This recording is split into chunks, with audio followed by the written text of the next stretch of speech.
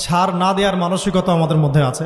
পরিপূর্ণ ইসলাম পালন করতে হবে এবং আল্লাহ পাকের জমিনে তার দিনটাকে প্রতিষ্ঠার চেষ্টা করতে হবে। এছাড়া তো আমাদের কোনো কাজ নাই পৃথিবীতে আমাদের কাজটা কি আসলে? এই পৃথিবীতে আমাদের কাজটা কি? এক নাম্বার হচ্ছে আল্লাহ পাককে চিনতে শেখা, আল্লাহ পাকের সামনে আত্মসমর্পণ করা, তার নবীর সুন্নতগুলো মেনে চলা, হালাল খাওয়া, একটা আদর্শ পরিবার গঠন করা, সন্তানদেরকে মানুষ করা, দিনের দাওয়াতের কাজ করা এবং দিনটাকে আল্লাহর জমিনে প্রতিষ্ঠার চেষ্টা করা। এছাড়া কি আমাদের কোনো কাজ আছে পৃথিবীতে? বাকি যে কাজগুলো সেগুলো আনুষঙ্গিক এবং সেগুলো ইবাদত হিসেবে গণ্য হবে যদি আল্লাহর জন্য হয় এবং রাসূলের তরিকায় হয়। যেমন কেউ যদি ঘুমায়, ঘুমানোর কাজটাও তো ইবাদত যদি সেটা রাসূলের তরিকা মোতাবেক হয়। সিম্পল। খাওয়া দাওয়া করা আমরা আমাদের চাহিদায় খাই, কিন্তু এটাও ইবাদত হিসেবে গণ্য হবে যদি খাওয়ার সুন্নাতটা আমরা ঠিকমতো আদায় করতে পারি। তাহলে প্রতিটা কাজই সুন্নাত এবং ইবাদত হবে যদি আমরা সেটা তরিকা ঠিক রাখি। মূল কাজগুলো কি?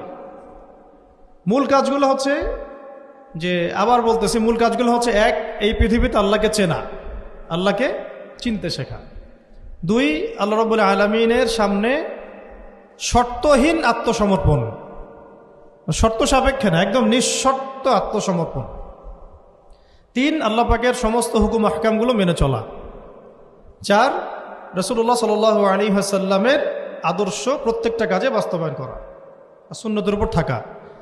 পাঁচ, হালাল খাওয়া। ছয়, আদর্শ পরিবার গড়ে তোলা। সাত, সন্তান প্রতিপালন। আট, সৎ কাজে আদেশ। নয়, অসৎ কাজে নিষেধ। 10, আল্লাহ পাকের এই জমিনের মধ্যে দিনটাকে প্রতিষ্ঠার চেষ্টা করা, যার যা সামর্থ্য আছে তাই দিয়ে।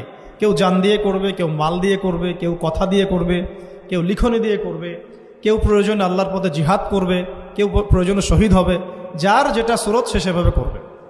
এছাড়া কি দুনিয়াতে আমাদের কোনো কাজ আছে? এই কাজগুলোর মধ্যে, এই কাজগুলোকে যদি আমরা বাস্তবায়ন করতে পারি তাহলে দুনিয়াতেও সফল হব ইনশাআল্লাহ, পরকালেও জান্নাতে যাব ইনশাআল্লাহ। এই তো, এই কাজগুলো যদি আমরা বাস্তবায়ন করতে পারি দুনিয়াতেও সফল হব ইনশাআল্লাহ এবং পরকালেও জান্নাতে যাব ইনশাআল্লাহ।